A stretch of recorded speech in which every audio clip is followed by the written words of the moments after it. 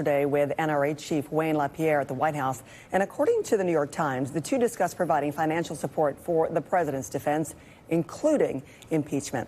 I want to bring in now Democratic strategist Antoine Seawright, former senior advisor to Hillary Clinton's campaign in South Carolina, and also attorney and conservative radio talk show host Shandell Summer. To both of you, welcome. And I want to pick up right on that, what Intel Committee Chairman Adam Schiff, his comments about moving at all speeds in the investigation. Antoine, is there a general consensus that an impeachment vote needs to happen at the end of the year because of this election calendar? And really, how thorough can the process be when you're hoping for that kind of deadline? Well, I think it's so important for Congress to do their sworn duty to provide oversight and to serve as a checks and balances branch of government to the executive branch. That's number one. Number two, normally I would tell you direction is more important than speed, but I would tell you direction and speed are hand in hand in this scenario because of the politics around what all of this could mean and the implications it could have on 2020. Look, the president is corrupt. We knew that. And now we're just starting to see that play out even more in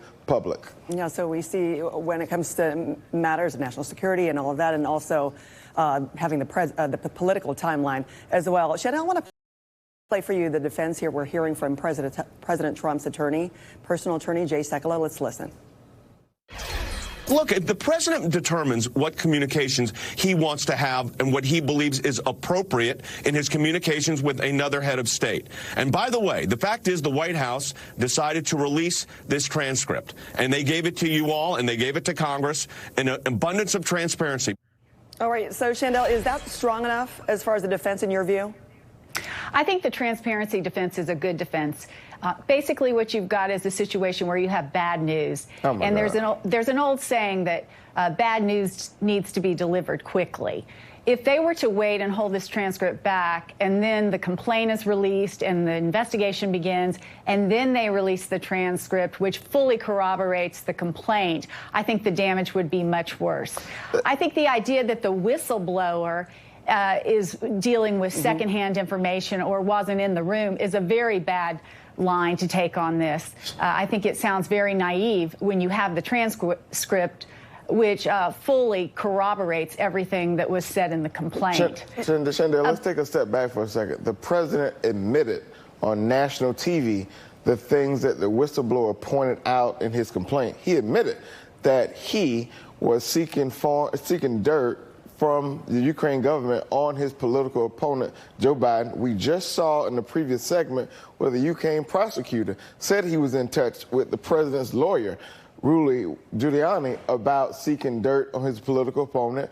What we can be confirmed about is that the president withheld funds to Ukraine who depend on the United States in order to talk to the Ukraine leader and to pressure him for dirt on Joe Biden. And we know there was an effort, which is a clear violation of the statute, to silence the whistleblower. So, well, actually, Antoine, I disagree with you. I think that the case against the president at this point is highly circumstantial.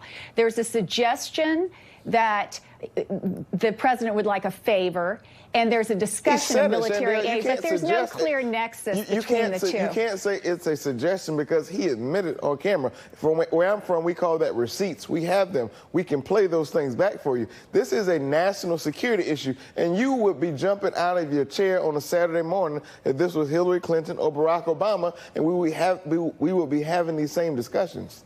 All right. Well, let's move forward here. I want to talk about when it comes to this, Antoine, you've got Republicans letting President Trump off the hook for this. But do you see in any way where the House doesn't reach a point of voting to impeach the president and that the Senate doesn't clear him as well? Let's just move forward when it comes to where we go from here. Well, I think it all depends on what we find out and the information we gather over the next several weeks. You can rest assured if McConnell's Senate will not pass bills that 90% of the American people agree on, like gun legislation, like lower prescription drug prices, etc., you can rest assured they will do everything they can to protect this president. That's why Democrats have to be really careful in framing this as a national security issue and not fall into the politics that the president and the right want to put this in. All right. Shanna, with that, you have much of this, and we're talking about it when it comes to the memos and the notes, when it comes to the call with the Ukrainian president. Do Republicans think that the White House should not have released them, though? I don't know whether Republicans believe that in general. Like I said, I think as a defense attorney that that's probably a pretty good strategy to employ. The better strategy, I think, for the Republicans to take right now is to emphasize the turmoil that this will cast the country into if we go through an extended impeachment process.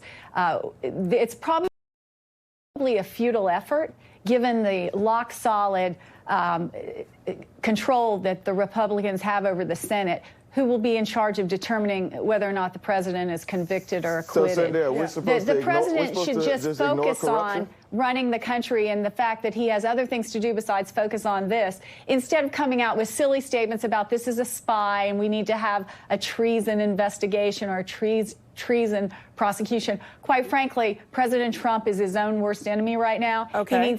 They need to shut down the president and not have him make any statement. So you're saying ignore corruption is what you're saying? We should. I'm not saying ignore corruption. If an I'm impeachment saying inquiry is used to gather information, intel with credible leads by a whistleblower that we've always depended on to weed out fraud, waste, and abuse in the system, you're saying to hell with it, we should just ignore it because it relates to Donald Trump. That's what you're saying to me. You're saying ignore corruption. I'm saying that at this point, there's a very serious and indefensible position that the Republicans have taken, and that is that the whistleblower was not in the room. They can do better by emphasizing the fact that this is going to throw the country into turmoil. We have an election coming up within a year. If the people feel this strongly that this was corruption and that this president was guilty of some type of indefensible conduct, they can vote him out of office. We have an election coming up. But this is going to be counterproductive. We have an election coming up. This is an election security issue. If the leader of the free world is asking a foreign leader to dig up dirt on his political opponent. So, yes, we have an election coming up, but free and fair elections have always been the priority of everyone in this country, Democrats and Republicans. And now you're saying we should just ignore and chill this Shandell, last word, 5 seconds, and we got to go.